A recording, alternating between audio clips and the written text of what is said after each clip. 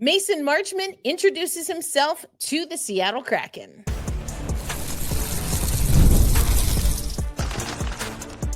You are Locked On Kraken, your daily podcast on the Seattle Kraken, part of the Locked On Podcast Network, your team every day. Hey, Seattle hockey fans, welcome to another episode of Locked On Kraken, part of the Locked On Podcast Network, where we bring you your favorite team, the Seattle Kraken, every single day. My name is Ayala. I'm your host of Locked On Kraken, an accredited media member for now going on her third Olympics. Yes, Milano Cortina, I will be there in the house. And I'm also a contributor at CBS Sports. On today's episode, I'm going to take you to Marchment's media availability. We'll hear a few clips from him.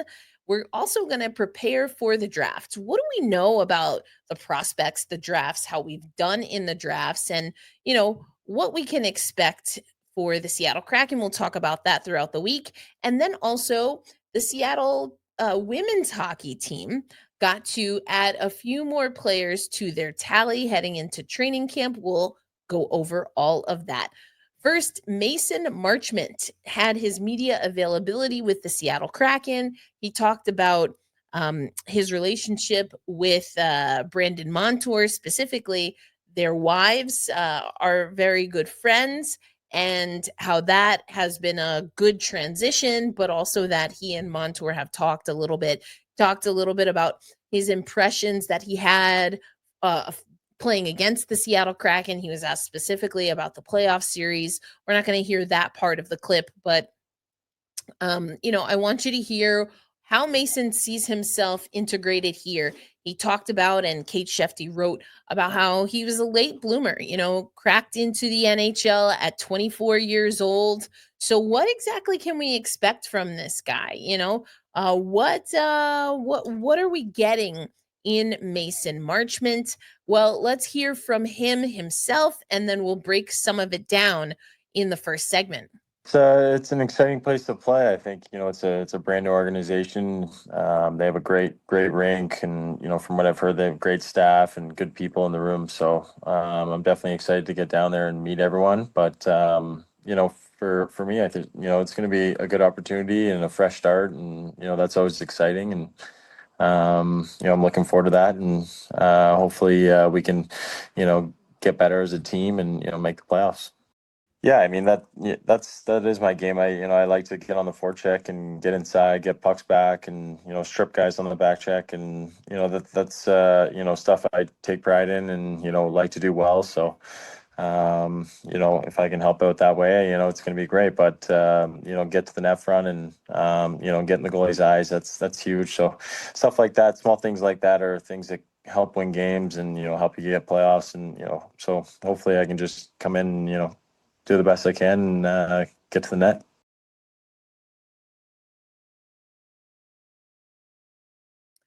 So that was a little bit from Mason Marchment. Again, we know that Jason Botterill wants to play at the net. Mason feeling that he can offer that. He was asked a little bit about, if he feels any kind of way about being a part of this trade. And he said, it's a business. Quote, "I got that. I've been in it my whole life."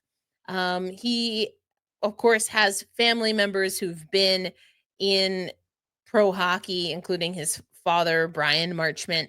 There had to be some changes, and it just so happened to be me. I don't take it as a knock at all. He also talked about this being, again, a fresh start, an opportunity for him to hang his hat, so to speak, with a team that, he thinks can be competitive. He talked about, again, not starting junior hockey till he was 19. He's, but he's a big guy, and the size, I think, is going to be huge. He also, though, talked about, I believe it was Bob Condor, asked about working with Barb Underhill, as a skating coach, and, felt that he wouldn't be where he is without that tutelage, if you will. Talked about figuring out the mechanics of his new frame. He's a big guy. He wants to be able to be net front defensively and offensively. And so he has a little bit of that finesse that he's able to bring at his size. And so this is what we've been talking about the last handful of days, that this is all about being a tougher team to play against. He talked about liking to back check, liking to forecheck, getting inside, getting pucks back, stripping the opponent, all things that I love to hear. And I think he's excited to come to Seattle. So, you know, I am hearing good things so far. I think having a familiar face in the locker room always helps. And he said, I'm here and I believe in myself. I've got to put the work in and be ready to go for the season. But that's what he's going to do. He's committed to being a good teammate, being a good person, and helping the team win. I'm looking at the quotes in the Kate Shefty article. She uses this term soft reboot. We've been going over this. I use the term hybrid rebuild. That comes from the WNBA team that I've been covering for years, the New York Liberty. And so I think it's going to be interesting what the expectations are of this team. And we heard Marchment talk about it. Believes that Seattle can be a contender, that there are a lot of good pieces on this team, lots of good players. He said that he's talked to Brandon Montour, who's filled him in on a little bit of what's going on.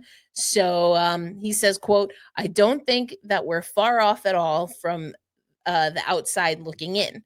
And so I guess that's good to hear, because in the comments that I get from our listeners and viewers, I know in the YouTube comments, we've been going back and forth on whether this is a destination where guys really want to be. How much of Marchment coming here, was one, because he was traded, but how much of the excitement is truly because of what the team has to offer versus that he has some familiarity in the locker room. And, either way we'll take it. I do appreciate also in this article over at the Seattle Times that Kate Shefty took a moment, and I talked about this. I was on, we're going to talk about the PWHL later, but I did a live stream. We talked about the Hockey Hall of Fame. We've got Eddie Olczyk and Ron Francis that are part of the selection committee, but Jason Botterill, now our GM, congratulations to the Botterill family, as his sister, Jennifer Botterill, will be in that Hockey Hall of Fame. The first time ever we have 3 women going into the Hockey Hall of Fame. Bree Decker is the other woman going in as a player. And, you have Danielle Sauvageau, who is actually a part of the PWHL, as one of the GMs going in as a builder. She's the first woman ever elected as a builder. So lots of hockey history, lots of women's hockey history. I'm always going to talk about that. We'll get into more detail the closer we get to the fall. I've been to the Hockey Hall of Fame, a few times. I even got to host an event there once, which was really, really cool. But I'm hoping that I'll get back sometime soon. And this this induction class is pretty solid. So just wanted to give some sick taps. I love that Kate Shefty added that to her article. I've been talking about it all day. Super exciting. And I don't know, Jason Botterill, I've known about his sister because I cover women's hockey. I come from that. I'm starting to warm up to Jason's approach. It's definitely a breath of fresh air as someone who's wanted the Seattle Kraken to move a little more mightily. And is it going to pay off, though, is the big question. Well, we'll talk about that in the days, weeks, months, years to come. But the next thing on the docket for Botterill and company, of course, is the draft. So we'll talk about that and then close out talking about the PWHL draft, all coming up on today's episode of Locked On Kraken. And if you are looking for a snack that is both delicious and nutritious, make sure you crack into a good source of protein with Wonderful Pistachios. Wonderful Pistachios is one of the highest protein nuts. Each 1 ounce serving has 6 grams of protein, giving you over 10% of your daily value. Plus, they're packed with fiber and better for you unsaturated fats to help keep you feeling fuller for longer. You can get the shelled variety, the unshelled variety. I work pretty much late nights now at my new office area, and so grateful that they have some delicious, nutritious, protein packed snacks. So I can intermingle them with some of the sweets that I like. But yeah, Wonderful Pistachio is definitely a better snack. So if you want to get snacking and get cracking, make sure you grab a snack that packs a protein punch, that of course being Wonderful Pistachios. You can visit wonderfulpistachios.com to learn more. Thanks as always for making Locked On Kraken a part of your daily destination, your first listen, your midday listen, your late night listen. It's a late night for me. I am so tired. That was a 4-hour PWHL draft, and it kind of kicked my butt. As you know, if you watched yesterday's episode, especially if you watched it, because I did not edit out one of my nasal clearing noises. I was so embarrassed when I realized that posted. I was like, oh my gosh. I tried to edit it for those who are audio only. It might have looked like something else is going on. I promise you, it's just my allergies have been kicking my butt. I'm in the middle of a move, so there's dust and all kinds of stuff. Today, it's my eyes on top of the fact that I'm really, really tired. So apologies. I will be better. But let's talk about the Seattle Kraken and the draft. As we know, this is the draft order here. You can see the Seattle Kraken. If you're watching on YouTube, you can see that the Seattle Kraken are picking 8th overall, right behind Boston, Philadelphia, Nashville, Utah, Chicago, San Jose, and the New York Islanders ahead of us in the first round. We've talked about the mock drafts when it comes to what our experts over at the Locked On NHL Prospects think. You know, one of the mocks, they have us here at number 8 with Roger McQueen. You know, again, we'll talk throughout the week on what things are looking like there. But I thought something fun to kind of talk about, and a lot of people reminiscing. Overall, the experts have said the Seattle Kraken have done a pretty good job when it comes to prospects drafting overall. And so our friends over at Sound of Hockey, actually, John Barr, graded each draft class. And John getting a little bit of slack for maybe what he thinks about Beniers as a 3C. I saw a comment pushing back on John's analysis, saying specifically that the reason 3C is a little way harsh, Ty, love Clueless.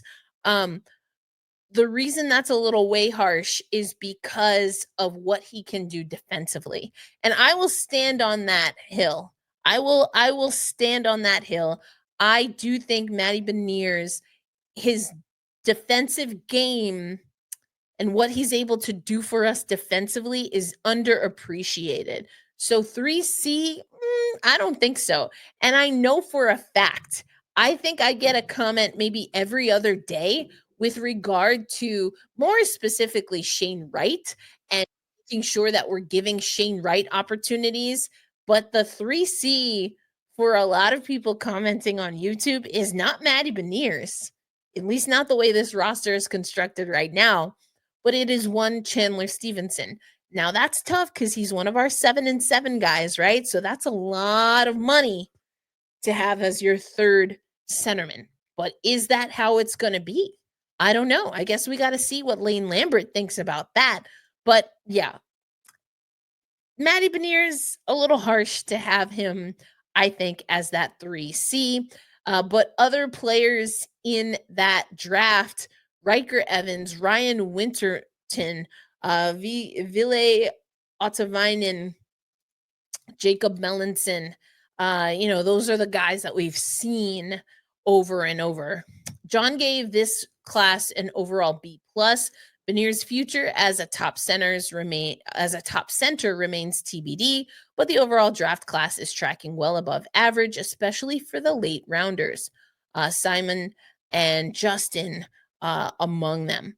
So, entry draft number 2, that's Shane Wright, Furcus, Newman, Coco, Goyette, Nelson, Tucker Robertson, a guy I've talked about, and Kyle Jackson. So John says this was a busy draft for the Kraken. Of course, the drama came with Shane Wright and being overlooked, perhaps. Newman, we got to see this season in the NHL. Coco as well. Furcus doing pretty well in the AHL. I think he had a pretty solid start in particular. John says most picks are tracking nicely. The 25-20 and 25-26 will be a telling year for this class. Overall grade of a B. 2023 class starts with Shala at 20 overall, Carson Reinkampf, Oscar Molgaard, who we talked about with IIHF because of him playing for his national team. We also have Caden Price in this, Caden Hamill, etc.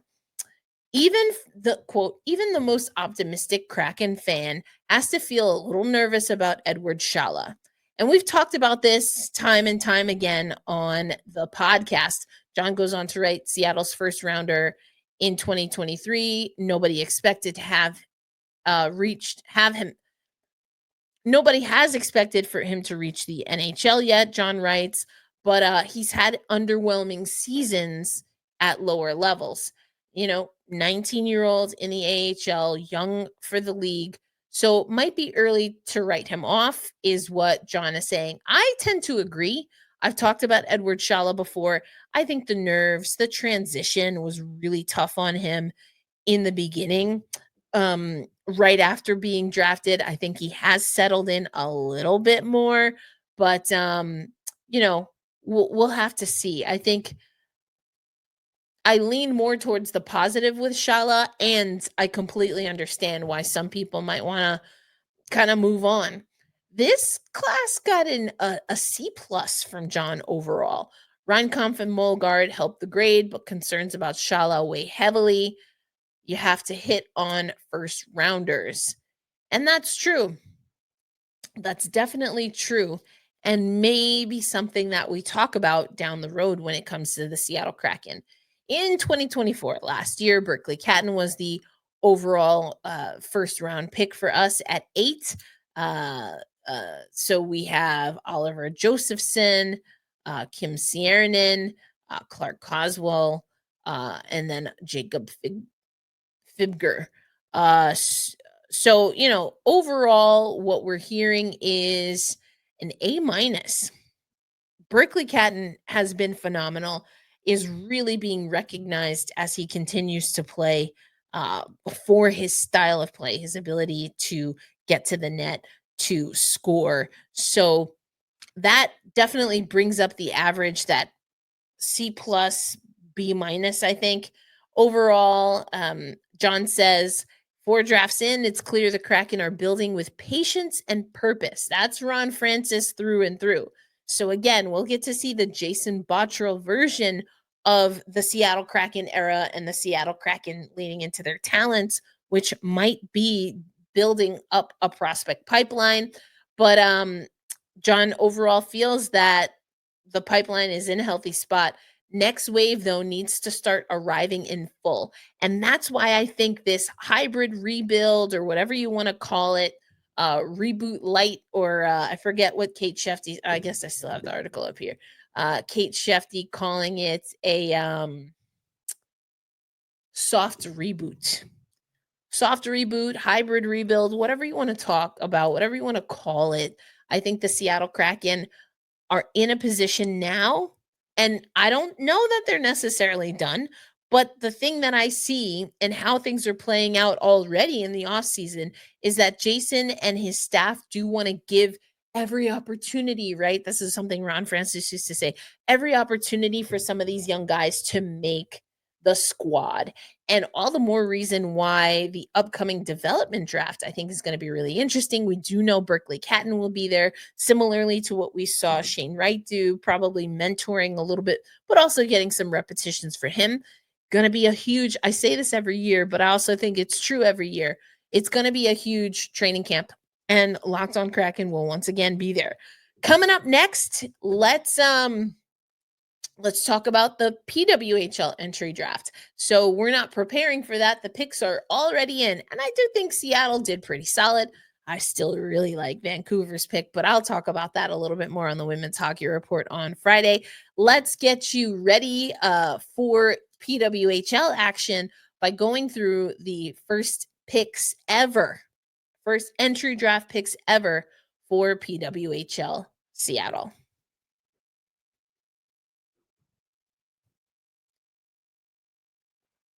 Thanks as always for making Locked On Kraken a part of your daily destination, whether we are your first listen, your last listen, or anything in between. We're so grateful to have you here. PWHL draft happened, and oh my gosh, I'm having trouble keeping my eyes open because that thing was 4 hours long. And I had already committed to doing a live stream on Black Rosie Media. I'm the founder of Black Rosie Media, where we empower Black women and melanated creators in sports media. It was long. I'm so exhausted. I'm so gassed. I just had so many meetings that I was like, oh yeah, this will be, 1 hour and a half, 2 hours maybe, and then I'll record the show. 4 hours later. Insane. I'm so gassed. But you know what? We're here. We made it. And the PWHL Seattle team now has some new faces. So Jenna Buglioni was the first pick for the PWHL Seattle team. They had the 8th pick in the first round, and then it alternated between them and Vancouver based on a coin toss or something like that. So Jen Buglioni from Ohio State, Hannah Murphy, a goaltender. I like that they took a goaltender.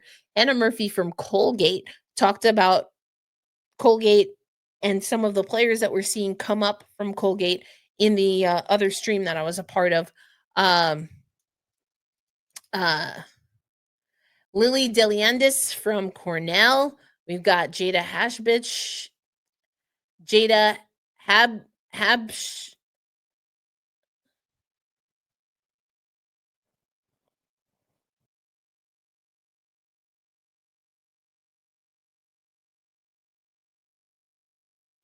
Jada Habish from Connecticut, Lindy Lobdell from Penn State, and Olivia Wallen from Minnesota Duluth. I think Hannah Murphy, 21 years old, going to work with Corrine Schroeder. All-time leader in shutouts with 18, posted a 73-16-1 record coming from Colgate. So I do think having another goaltender, a young goaltender with Corrine Schroeder, could be great for internal competition, yes, but also I think Corrine Schroeder was potentially overworked a little bit. So what would that look like? I think she's expecting to be the starter. So, what is Megan Turner cooking up? I guess only time will tell. But it was a pretty solid draft. I still do really like what Vancouver has been able to do. I just think that, they have a little bit of everything. They understand the assignment when it comes to, what to pick and whatnot. So I appreciated it. I like that this is an organization that is not completely going for broke. You can tell that in some of the picks. However, I think that they are being smart. So if I had to pick winners and losers, Seattle's definitely up there. I do just really like the Vancouver roster. So that's going to be interesting. I'd say it's a little bit of a loss that there weren't more players from other places places other than the United States and Canada that were selected.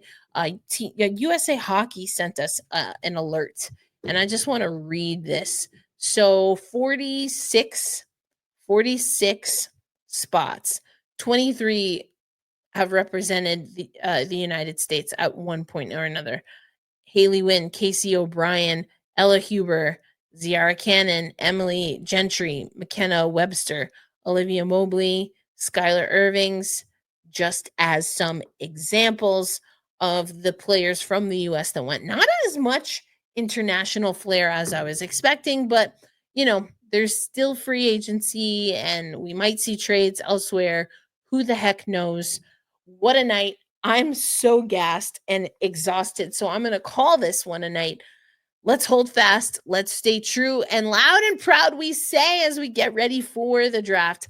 Let's go Kraken. If you're headed to the draft, let me know in the comments. I hope you enjoy LA. I have a conference the next week. So getting out to Ottawa crowd was fantastic.